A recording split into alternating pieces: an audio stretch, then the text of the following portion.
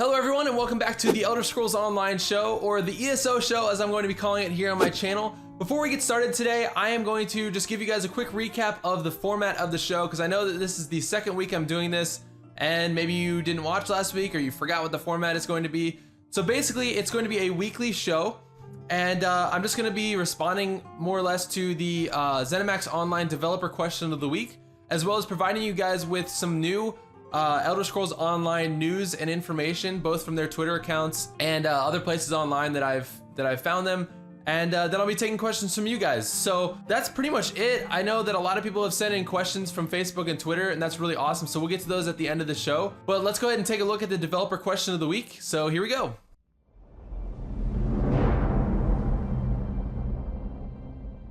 Hi, I'm Chris Hayward, environment artist here at Zenimax Online Studios.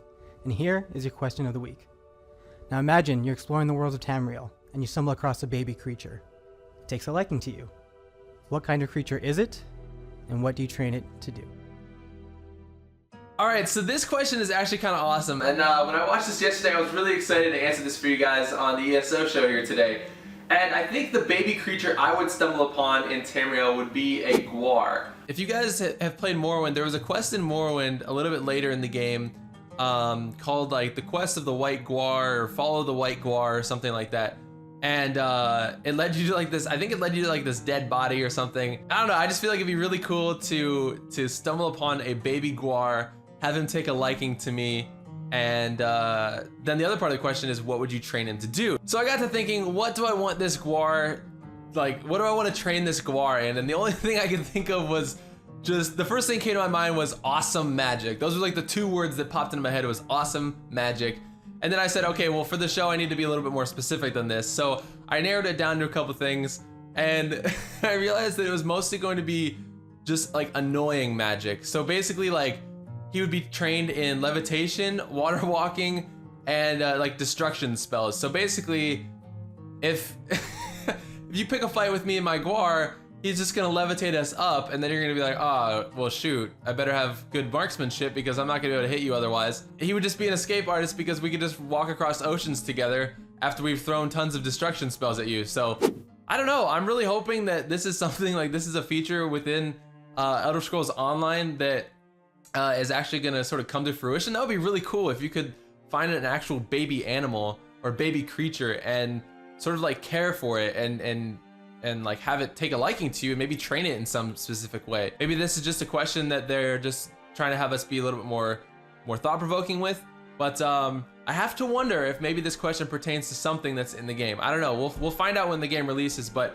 I think that would definitely be really cool. So what do you guys think? I want you guys to answer the questions down below on in the YouTube comments. Let me know, what baby creature would you find in the wild, and what would you train it to do? All right, so now it's time for the segment of the show in which I go to Twitter on my phone, and I am picking 5 tweets that the Elder Scrolls Online responded to this week. So these are just general questions that are coming from the community, and I'm gonna be answering these for you guys here today. Now, if you ever write into to the Elder Scrolls Online Twitter account and ask them a question, be sure to use the hashtag Swifters and hashtag ESO show. That way I'll know if it's one of you Swifters who sent this in. So the first question comes from some dude named Chimney Swift 11.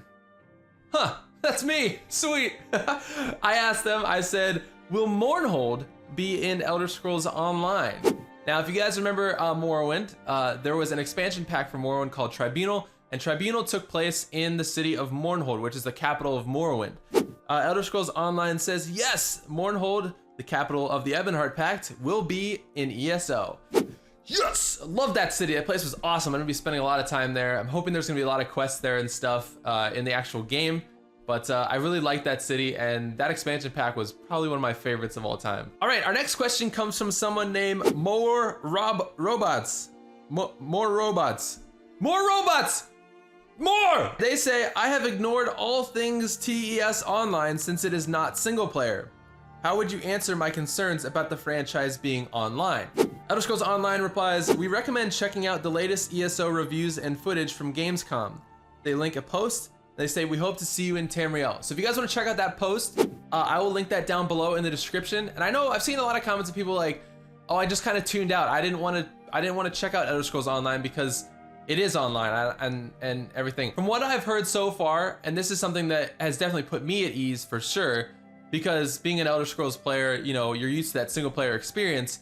But the really nice thing about Elder Scrolls Online is that you can play as multiplayer as you want, or you can play as single player as you want. If you don't want to have that full multiplayer experience and you really want to just immerse yourself in the single player aspect of the game, you totally can. And I'm really excited about that. I've heard that on a few accounts now that is the case, and that they've tried to set up the game so that it is basically either a multiplayer or single player experience for you, or both. It's basically, they're giving you the freedom. You can play the game however you want. All right, this next question comes from Christian Gleason, who says, will there be the same type of armors as in Skyrim Elder Scrolls V? Elder Scrolls Online returns with the armor in ESO will be in line with what fans expect in the Elder Scrolls franchise. More info here. And then they link a post, which actually I think I printed off today. Did I do that? Yes, so I have the article here. It says, as art director Jared Carr explains in our introduction video, the armor in the Elder Scrolls Online is right in line with what you'd expect from Elder Scrolls games and lore. You'll come across Dwarven, Daedric, and Elven armors, among others, and you'll have plenty of customization options to make your character look unique. In fact, as lead gameplay designer Nick Conkle mentions later in the video, you'll be able to equip whatever armor or weapons you want, regardless of your playstyle. Freaking win! That's awesome! That is great. That is great news. I am excited about this. All right, the next Twitter question comes from Don El Huevo, who says, at Elder Scrolls Online, the Emperor will have any special ability? Oh, he's... I'm sorry, I'm not kidding here. I'm gonna put the text on the screen. You guys can see actually how this is written. I don't know if Don El Huevo is like just straight out of Mexico City or what, but he literally writes, the Emperor will have any special ability? Elder Scrolls Online says, when a player becomes the Emperor in ESO, they will gain new abilities. We haven't gone into much detail yet, but stay tuned. So if you guys don't know this yet, you, as a player of Elder Scrolls Online, you will have the ability to become Emperor. Now, it is very difficult. The way I understand it right now is that when your faction or your alliance takes over all 3 places in Cyrodiil, all 3 keeps, which is basically going to be, there's a keep for the Ebonheart Pact, there's a keep for the Aldmeri Dominion, and there's a keep for the Daggerfall Covenant. If one of those factions or one of those alliances takes over all 3 of those, the player with the highest like points or rating, the highest rating they've been saying, the player with the highest rating in all of that alliance will be crowned as Emperor of Tamriel. Now, there might be a special ability given to that person. They're sort of alluding to that. They haven't gotten into any specifics, but they do say they will gain new abilities. So maybe you're gonna be super powered or something like that. That'd be really freaking cool. Obviously, it would stay within the Elder Scrolls lore, but that's something that I think is really neat. And to add to that, I definitely think that's something that would be really freaking awesome to get in a video. Like, if I became Emperor, I think I might just sit there and freak out for like 5 minutes. Even if I got killed, I don't care. All right, the final question from Twitter comes from Mature Gaming, who says, will consoles be able to play online with each other? Also online with PC and Mac, for example, PC and PS4, or Xbox One and PC. Now, I kind of touched on this last week, but Elder Scrolls Online says, we have a detailed answer to how ESO's mega servers will work with platforms, and they link a post, which I actually have here. They write, in the Elder Scrolls Online, everyone using a specific platform plays on a single server. Xbox One players will play on a specific mega server with other players using an Xbox One.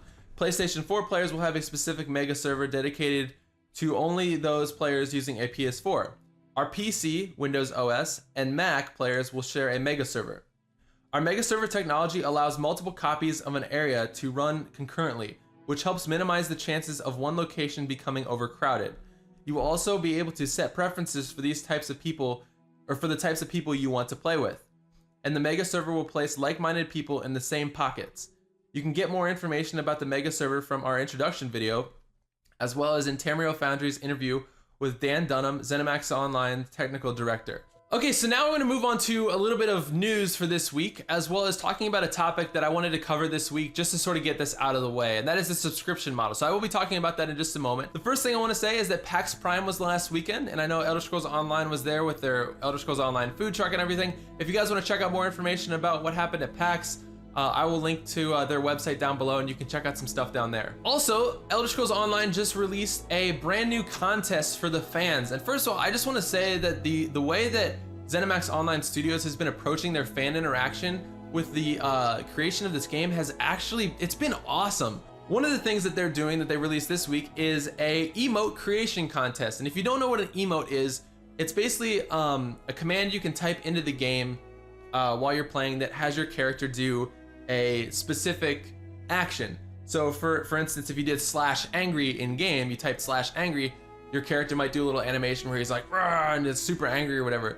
So anyways, they are holding a emote creation contest, and they're going to be picking a winner. So basically you can send in your idea for an emote, something that's not on the list, and I will link the page to that their post below. So if you're gonna enter the contest, what you're gonna do is you're gonna need to make a 60-second video or less and upload it to YouTube, and then send the link to community@elderscrollsonline.com with emote creation contest in the subject line. The deadline is Friday, September 27th, and they're gonna be reviewing these emote ideas, and the winner is going to get theirs featured in the game. Now it says here that the prize info, so for grand prize, guys, check this out, this is amazing.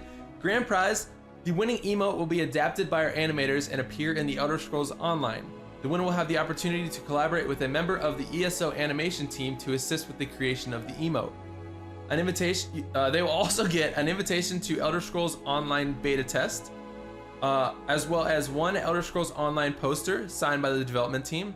Also one Elder Scrolls Online limited Stein, a $75 store credit to spend at Bethesda merchandise store, one Elder Scrolls Online lithograph set including High Elf, Nord, and Breton, one Elder Scrolls Online t-shirts, and then the runners-up get a $25 store credit to spend at the Bethesda merchandise store, one Elder Scrolls Online lithograph, and one Elder Scrolls Online t-shirt. So they're going to be giving away one grand prize, and then I believe 3 runners-up. So if you guys want to enter that contest, make sure you check out that link below, and good luck.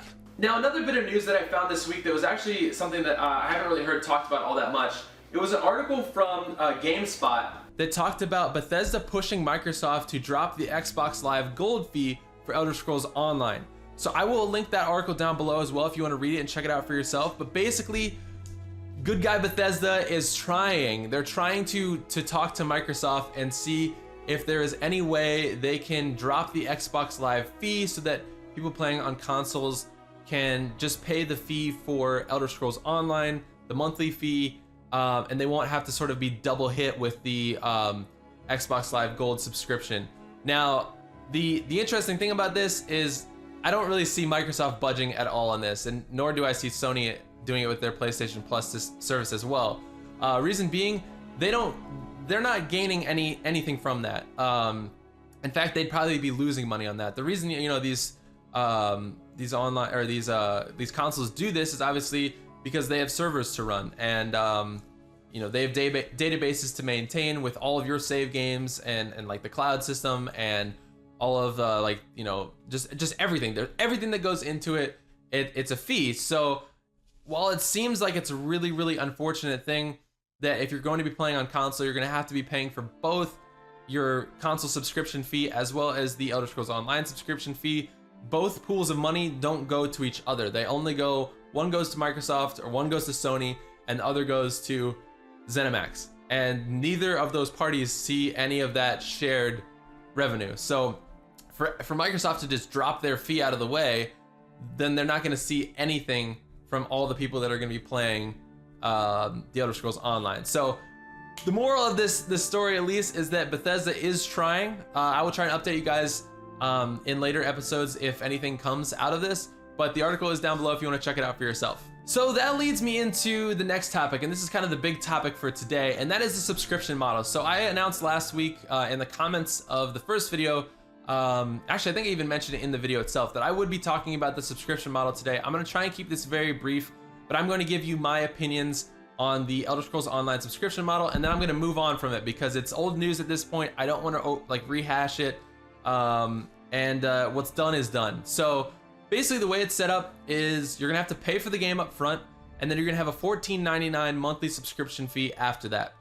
Now, a lot of people have been complaining about this, but there are a lot of people, including myself, that support this. The reasons I support it are for a few reasons, and I have them bullet pointed out here so I don't forget them because I wanted to make sure I got this right.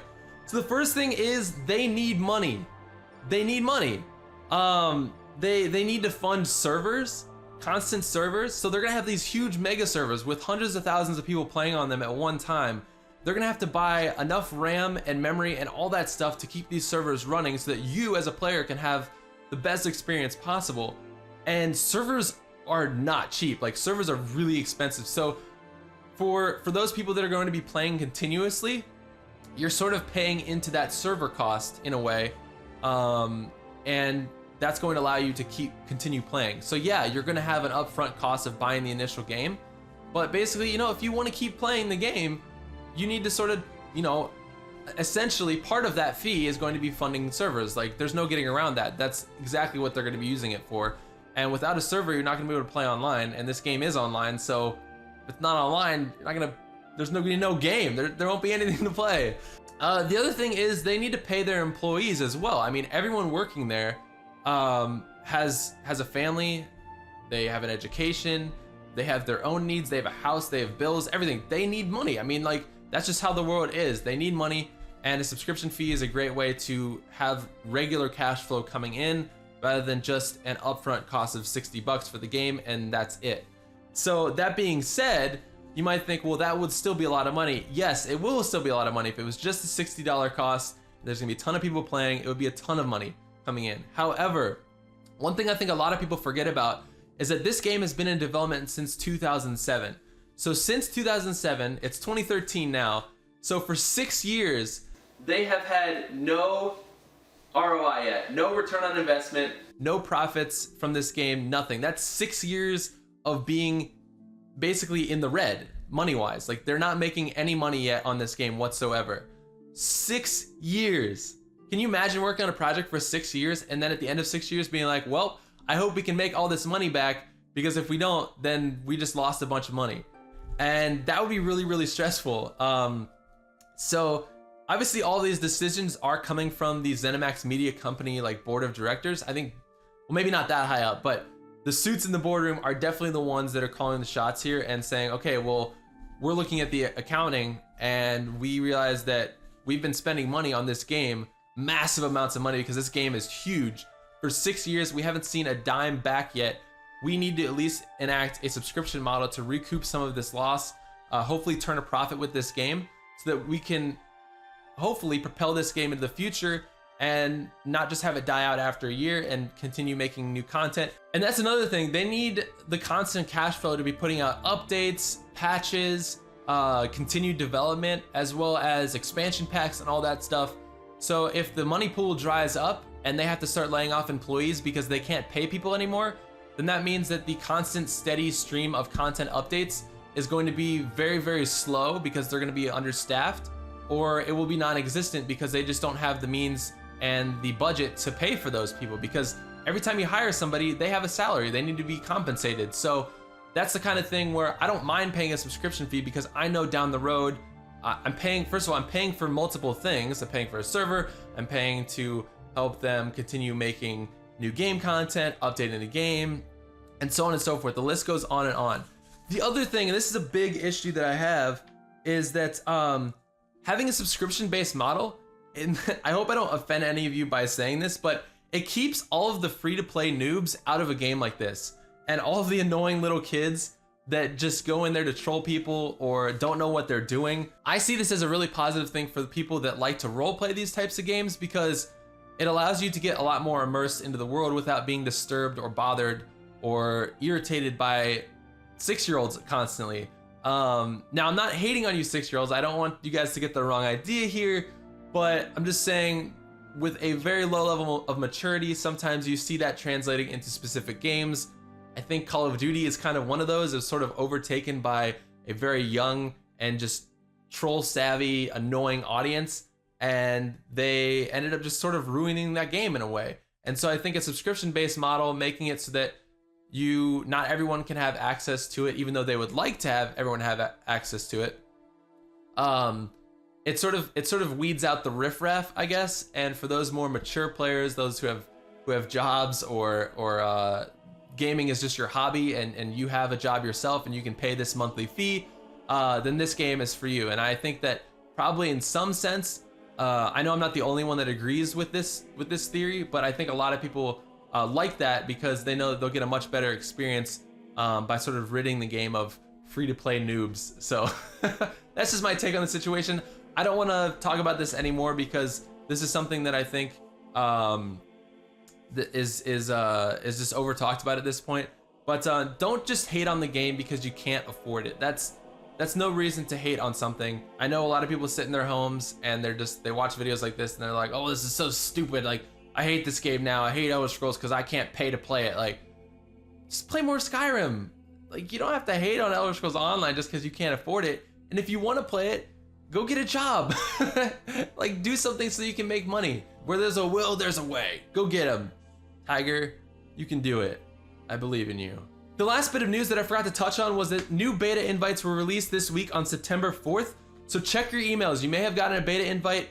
They always encourage everyone to check their spam folders or the promotions tab on Gmail.